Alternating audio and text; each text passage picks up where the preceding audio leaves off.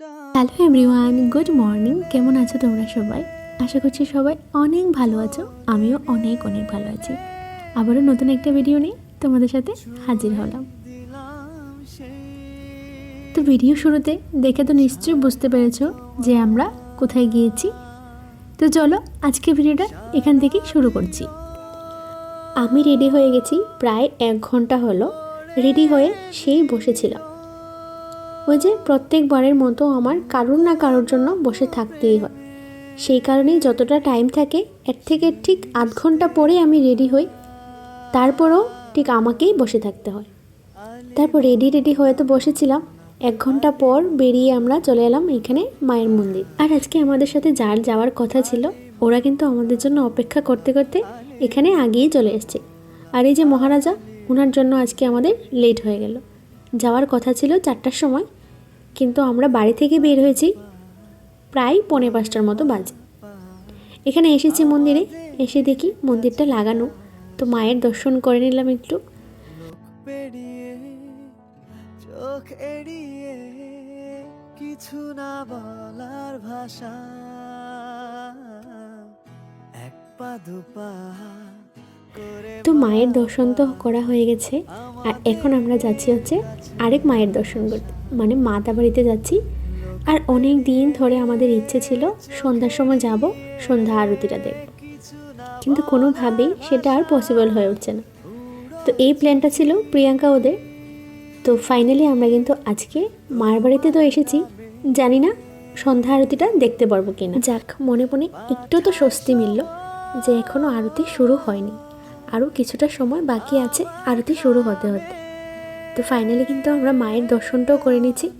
আর জানো, সামনের জায়গাটা না আজকে একদম ফাঁকা ছিল, সবাই পিছনে গিয়ে বসেছিল আরতি দেখার জন্য। আর আমি সামনে গিয়ে মন ভরে মাকে দর্শন করে প্রণাম করে নিলাম। কত বছর হয়ে গেল মাকে যে এভাবে দর্শন করি না, আর এভাবে শান্তিতে মন ভরে প্রণামও করি না। তো ফাইনালি মাকে কিন্তু আমি সুন্দরভাবে মন ভরে ভক্তি ভরে প্রণাম করতে পেরেছি। আর যেহেতু অনেকটা টাইম বাকি আছে আরতি শুরু হওয়ার, সেই জন্য ভাবলাম যে কয়েকটা ফটো তুলে নিই। তো সেই কারণে ফটো তো তুলে নিয়েছি, আর এখন আরতি শুরু হয়ে গেছে।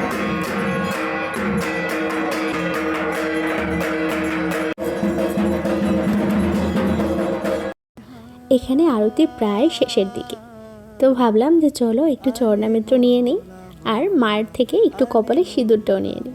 তো এখানে কপালে সিঁদুরও নেওয়া হয়ে গেছে আর চরণামিত্র নেওয়া হয়ে গেছে। আর এদিকে দেখো, ওরা দুজন কাপল কি সুন্দরভাবে ফটো তোলার জন্য পোজ দিয়ে রেখেছে। দেখতে পারলে তো কোন কাপলের কথা বলছি? আজকে না আমার ভয়েস ওভার দিতে একটু কষ্ট হচ্ছে, কারণ আমার যে ঠান্ডা লেগে আছে, সে কারণে গলাটাও একটু বসে আছে, তো ভয়েস ওভারটা দিতে একটু কষ্ট হচ্ছে। আর এদিকে দেখো পায়রাগুলো কত সুন্দর করে একটা জায়গায় বসে। তারপর আমরা দুজনও এখানে বসেছিলাম, আরতি হচ্ছিল সেটাই দেখছি। আর আজকে আমি মাকে ভোগ দেইনি, কারণ স্নান টান সেরে যায়নি, তো তার কারণে মাকে আর ভোগ দেওয়ার ইচ্ছে করছিল না।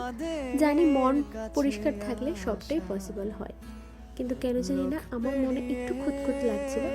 কারণ যখনই আমি মার বাড়িতে যাই, সে স্নান করে ফ্রেশ হয়ে যায় আর কিছু খাওয়া দাওয়াও করি না। তারপর মায়ের মন্দিরে গিয়ে মাকে ভোগ নিবেদন করে আমি উপোসটা ভেঙে কিছু না কিছু খাই। কিন্তু সেই জায়গায় আজকে সকাল থেকে অনেক কিছু খাওয়া হয়ে গেছে, তারপরে আবার আমিষই খেয়েছি। তো সেই কারণে মনটা একটু খুঁতখুঁতে করছিল। ভাবলাম যে মনটা যেহেতু চাইছে না, ভোগটা না দেওয়াই উচিত। তো সেই কারণে ধূপকাঠি আর মোমবাতিটা জ্বালিয়ে দিলাম, আর ভোগটা দেওয়া হলো না আমাদের। আর আমরা এখানে এসে সোজা মায়ের মন্দিরে চলে গেছিলাম। ভেবেছি হয়তো আরতি শুরু হয়ে গেছে, সেই কারণে তাড়াহুড়ো করে আগে মায়ের মন্দিরেই চলে গেছি, পুকুর ধারে আর আসা হলো না। তারপর এখন সব কিছু সেরে আরতি টারতি দেখে আমরা এখন এসেছি পুকুর ধারে। তো এখানে এসেই দেখি অনেকগুলো কচ্ছপ পুকুরের ধারে চলে এসছে। ফার্স্টে এমনিতেই দাঁড়িয়ে দাঁড়িয়ে দেখছিলাম, তারপর বুঝতে পারলাম যে ওদের হয়তো খিদে পেয়েছে। দৌড়ে চলে গেলাম ওদের জন্য বিস্কিট আনার জন্য। তারপর একটা প্যাকেট বিস্কিট এনে ওদেরকে দিলাম। তারপর সাথে সাথে দেখলাম আরও অনেকগুলো কচ্ছপ, ছোট বাচ্চা থেকে বড় অনেকগুলো চলে এসেছিল। তারপর আবারও আরেকটা প্যাকেট নিয়ে ওদেরকে আবারও বিস্কিট দিয়ে দিলাম। বেশ ভালোই লাগছিল। আর আমি এতগুলো কচ্ছপ একসঙ্গে কখনোই দেখিনি, একটা দুটো দেখেছি ঠিকই, কিন্তু এতগুলো একসঙ্গে দেখি। আমি জানি যে এই কেকটা দেখে তোমাদের মনে একটা প্রশ্ন উঠছে যে এই কেকটা আবার কিসের জন্য। অ্যাকচুয়ালি আজকে দাদা আর প্রিয়াঙ্কা ওদের 10 বছর কমপ্লিট হয়েছে, তো সেই কারণে আজকে ওদের একটা ছোট্ট সেলিব্রেশন। আর ওদের কোনো আইডিয়াও ছিল না যে ওদের জন্য একটা ছোট্ট সারপ্রাইজ আছে। অ্যাকচুয়ালি রূপা এই কেকটার প্ল্যান করেছে, আমারও একবার মনে এসেছিল, কিন্তু ভাবলাম যে মায়ের বাড়িতে গিয়ে কেক কাটবো, তাই নিজের মনেরটা মনেই রেখে দিলাম, কারোর সাথে আর শেয়ার করলাম না। তারপর মন্দির থেকে যখন নিচে নামলাম তখন দেখলাম যে ওদের জন্য কেকটা রূপা নিয়ে এসেছে। তো এটা দেখে মনে মনে ভাবছিলাম যে আমি হয়তো ওদের সাথে শেয়ার করলে আমরা সবাই মিলে এটা করতে পারবো। তো যাই হোক, আজকের দিনটা ওদের জন্য খুবই স্পেশাল, তাই ওদেরকে একটু স্পেশাল ফিল করাটাও দরকার। আর প্রত্যেকটা বছর আমি বলি ওদের যে এই তো 8 বছর হলো, এবার বিয়ে কর, বলে হ্যাঁ সামনের বছর ঠিক করে নেব। আবার যখন 9 বছর কমপ্লিট হলো তখনও বললাম সেই একই কথা যে সামনের বছর ঠিক করে নেব। আর এবার 10 বছর যখন কমপ্লিট হয়েছে এবারও সেম কথা যে সামনের বছর করে নেব, কিন্তু কবে যে ওরা বিয়ে করবে সে ভগবানই জানে।